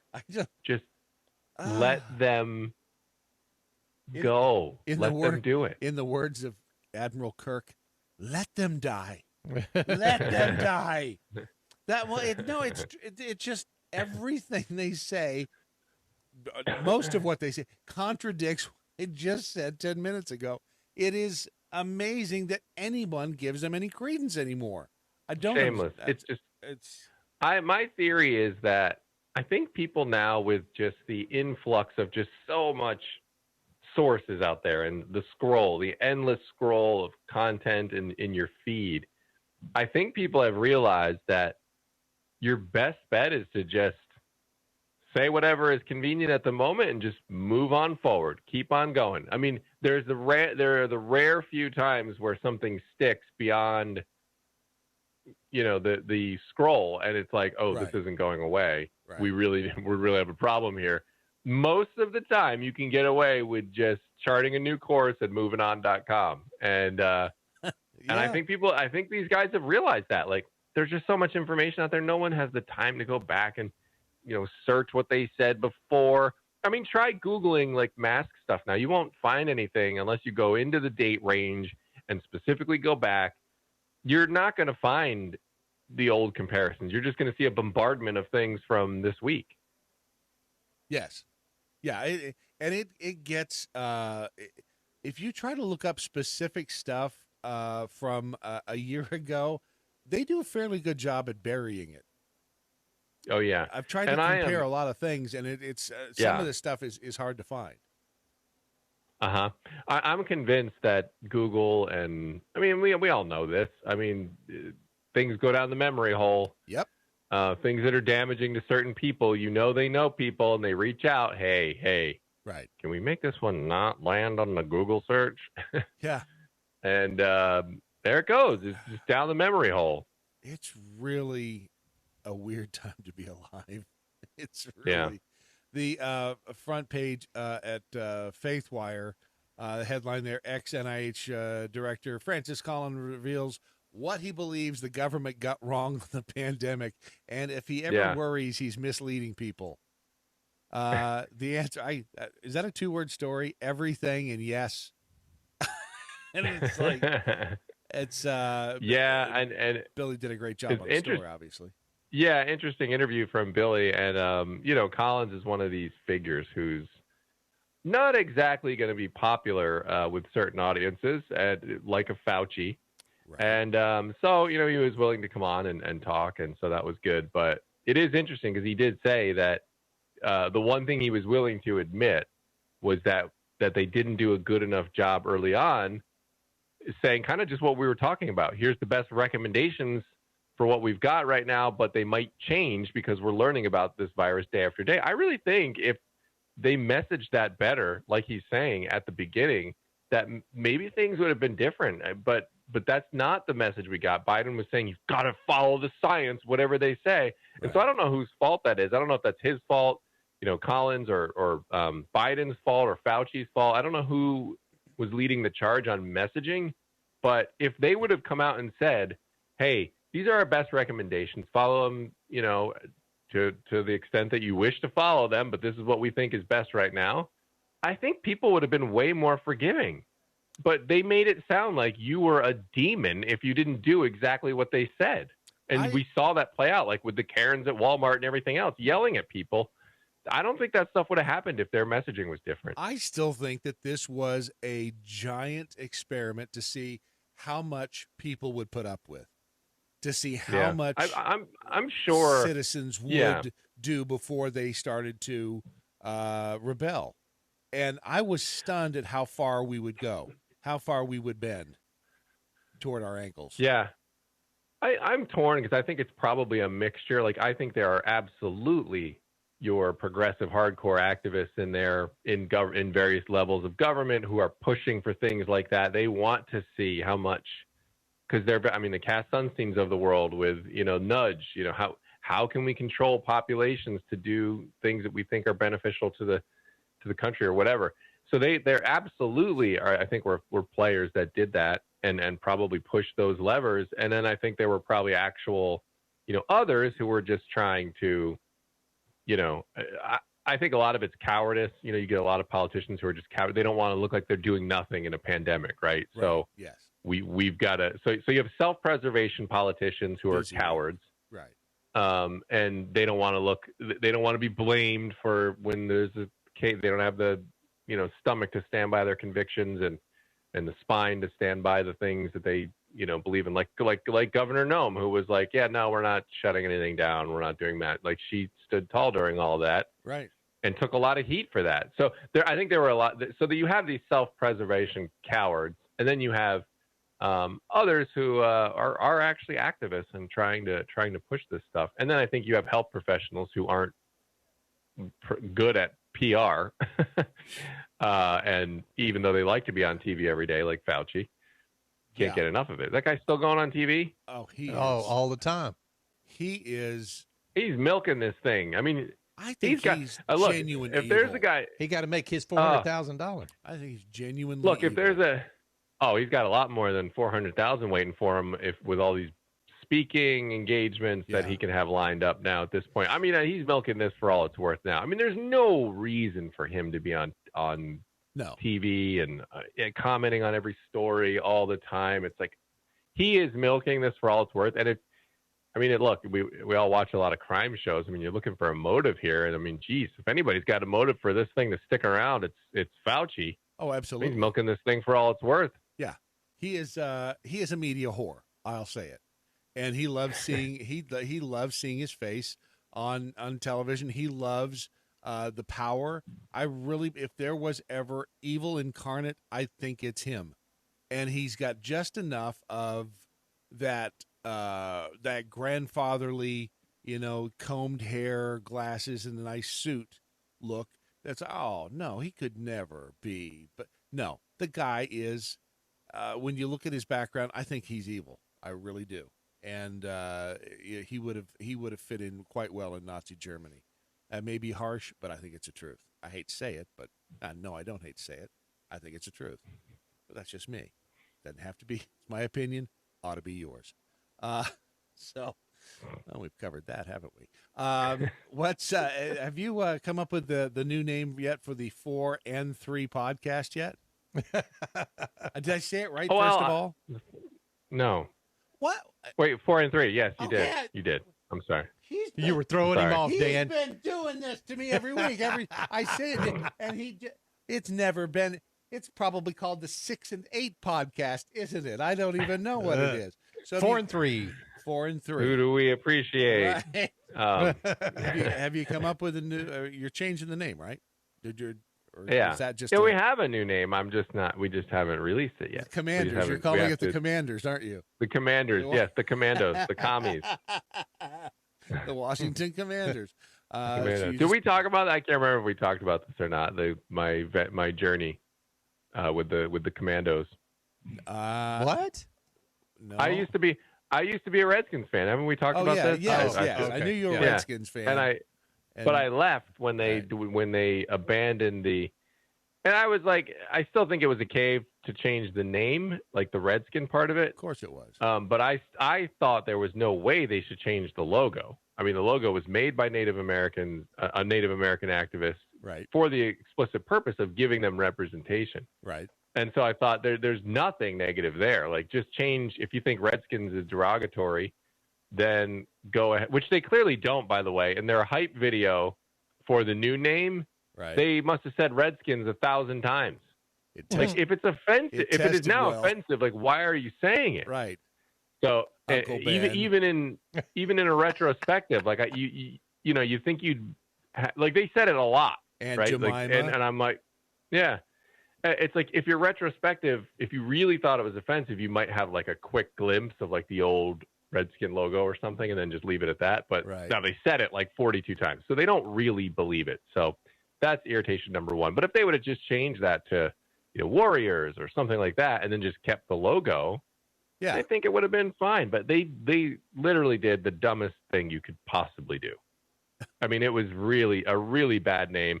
They got the numbers, they got the years wrong on the logo for the Super Bowls that they won, because they put the Did they really? put the that's quality control right there, buddy. Well, because the season, like, if you win the way they won the Super Bowl, that took place in 1992, but that season started in 1991. So in the record books, you are the 1991 Super Bowl champions.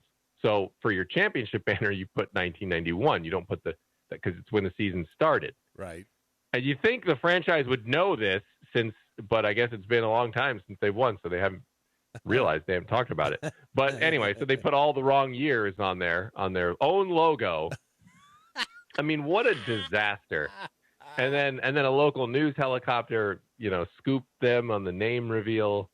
But and then the other funny thing is that Chase Young, one of their star young players, was on a podcast when they were in between the names, and the podcast host was asking them about different names, and somebody threw Commanders out there, and he was grading them, and he gave it an F.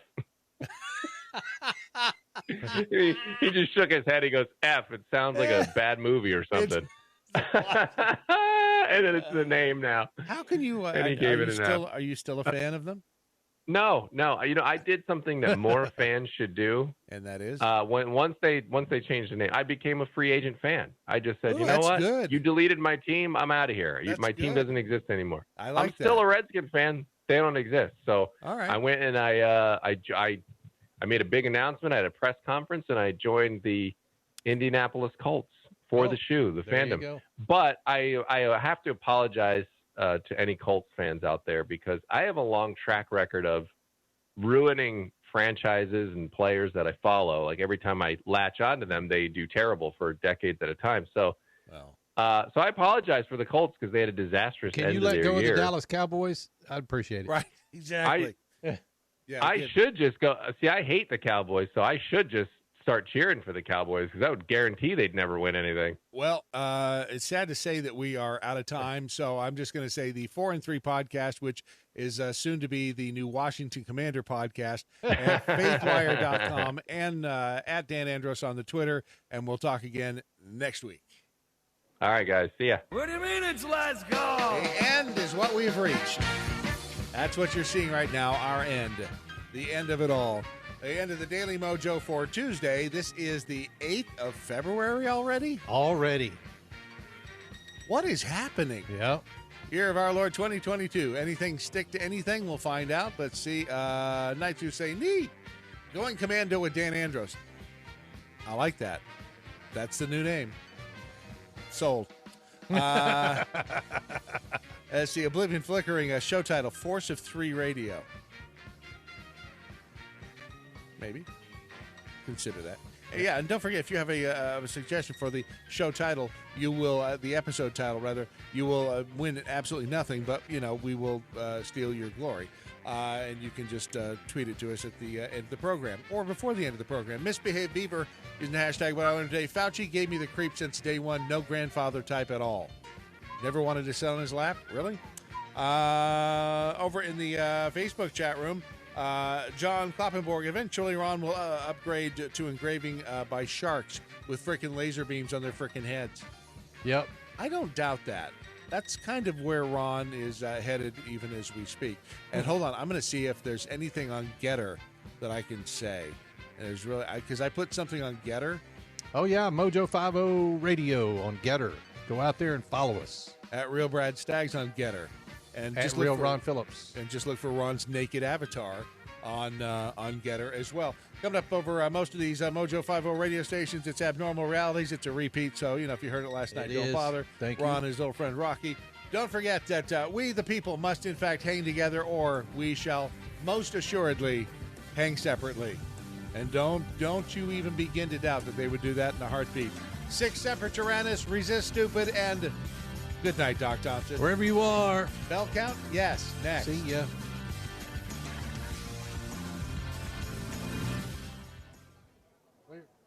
You sure?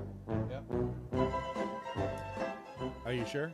Yep. Good morning, Mojo 50. I'm Leprechaun, and here with the bell count for the Daily Mojo, Tuesday, February 8th, 2022. Today there were no missed innuendo bells that I caught, although there were several that were really close. 4 actual bells and a 3 boing. Peace out, boys. Stay healthy, and I'll talk to y'all mañana. Mañana.